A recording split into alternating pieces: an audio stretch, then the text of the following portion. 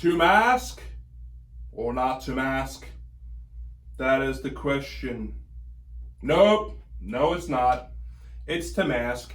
Definitely to wear a mask. That's me, by the way, wearing a mask.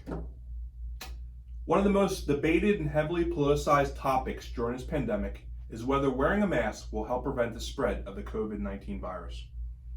An overwhelming amount of doctors, medical professionals, and World Health Organizations will tell you that the benefits of wearing a mask heavily outweigh the negative ones. Although wearing a mask is not the most comfortable thing to wear, it has several benefits, including reducing the risk of transmitting airborne particles, unknowingly transmitting the virus to others, reducing the surge on our already flooded healthcare systems, and controlling the spread of a highly contagious virus. According to the Center for Disease Control and Prevention's website, cdc.gov, they recommend that people wear masks in public settings or around people who do not live in your household.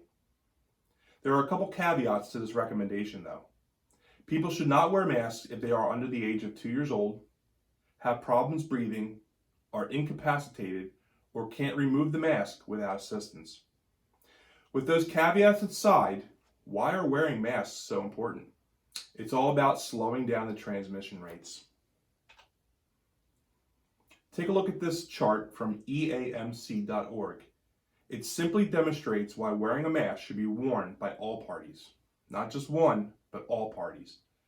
According to Dr. Michael Roberts of East Alabama Medical Center, the transmission probability between a COVID-19 carrier and a healthy person, both wearing masks, is very high. It could be as high or higher than 75%. Compare that to the transmission probability between a COVID-19 carrier and a healthy person both wearing masks. That transmission rate is drastically lower. It could be as low as 1.5%. 75% transmission probability versus 1.5%. And all you got to do is both wear masks. The rates fall even lower when social distancing is added to the equation. And CDC describes social distancing as anything greater than 6 feet apart. Masks are also beneficial for people who don't know they have the virus. It protects them from unknowingly spreading it to someone else. Take, for instance, Philadelphia Eagles head coach Doug Peterson. According to PhiladelphiaEagles.com, Doug has tested positive for COVID-19, but feels healthy and is completely asymptomatic. He was walking around not knowing that he was the carrier of the virus and potentially spreading it to anyone he came in contact with. If he were continually wearing a mask in public settings, even though he felt completely healthy, the risk of him transmitting the virus to others would be very low if they were wearing masks too. But Doug Peterson is not alone. According to Healthline.com, researchers found that anywhere from 25 to 80% of people who have COVID-19 don't know they have it. That's an awful amount of people unwillingly transmitting the virus to others, and another reason for experts to encourage wearing masks in public settings. Even with an overwhelming amount of doctors, medical professionals, and World Health Organizations stating the benefits of wearing a mask, there seems to be a big population that doesn't agree. I'm not here to debate who you should take advice from, but I encourage everyone to make informed decisions from qualified professionals. Do not get your information from celebrities, influencers, and importantly, not from social media. Anyone can make fake posts, memes, share misinformation that can spread like wildfire all throughout the internet.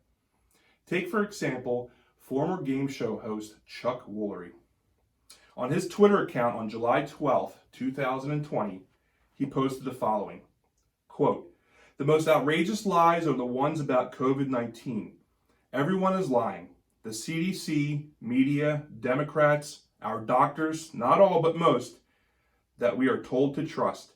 I think it's about the election and keeping the economy from coming back, which is about the election. I'm sick of it," end quotes. That was followed up just one day later on July 13th, 2020 with the following post. To further qualify and add perspective, COVID-19 is real. And it is here. My son tested positive for the virus, and I feel for those suffering, and especially for those who have lost loved ones. In the course of one day, the negative COVID-19 post that Chuck Woolery posted went out to his almost 700,000 subscribers. It was then retweeted by various celebrities and personalities, including the President of the United States, who has almost 85 million followers. Retweet after retweet and share after share, this misinformation is spreading like crazy, and the stigma of wearing a mask starts to develop even further. The COVID-19 pandemic is having a devastating effect on our hospitals as well. Hospitals across the country are near or at full capacity. Some don't even have enough ventilators to go around, there's not enough beds for incoming patients, and some of the morgues are too full to house the dead bodies. Take, for instance, Larry Pichon.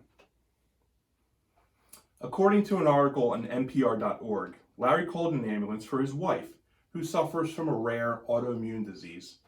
They transferred to a hospital in Lake Charles, Louisiana, which was pretty routine for the couple since she was sick with this most of her life. Little did Larry know that was going to be the last time he was going to see his wife of 34 years. The hospital was already under surge of COVID-19 patients, and there were no beds or ventilators available. Because of the strict guidelines, Larry was not allowed to enter the hospital. Larry's wife died the next day. If everyone wore masks, the transmission rates of the COVID-19 cases would decline, and the hospitals could support patients like Judy, who were not affected by the virus. America is about being the land of the free. You have freedom of the press, freedom of speech, freedom to a fair trial. People in America love their freedoms and hate being told what to do, but freedom is sometimes taken for granted. I believe it's another reason for pushback against wearing masks. It's not like it's a major sacrifice, like the generation before us that was asked to go fight in wars. It's not like being told to wear a mask every day, all day. You were only asked to wear in public settings for short periods of time. There are no known medical issues from wearing a mask. I've heard people claim that it is dangerously cutting into their oxygen supply to their body. This is not true. In fact, doctors wear masks all day and sometimes hours at a time while performing surgeries. I also heard a woman exclaim that her body was producing dangerous levels of carbon monoxide and that she was breathing it all in. That's idiotic because the body doesn't even produce carbon monoxide. According to Statista.com, only 50% of people in the United States wear masks.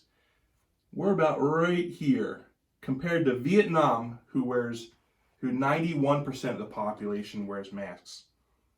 America needs to start getting those numbers higher so we can stop spread the virus. Wearing a mask is not going to cure the virus, but it will certainly help stop the spread. I'm currently on medicine for my high blood pressure. My high blood pressure does not mean that I'm going to stroke out at any minute or I'm going to have a heart attack in the near future. Taking my medicine is a preventative measure that helps control it and also reduces the chance of having future medical issues. Same is true with masks. If everyone took the preventative measure of wearing a mask, transmitting airborne particles would be reduced, unknowingly transmitting the virus would be reduced. We would be controlling the spread of this highly contagious virus. If anyone you know wants to debate whether to mask or not to mask, tell them to watch my video, look at my information, and hopefully we can bring back some normalcy to this great world. I hope that everyone stays safe, and thank you very much.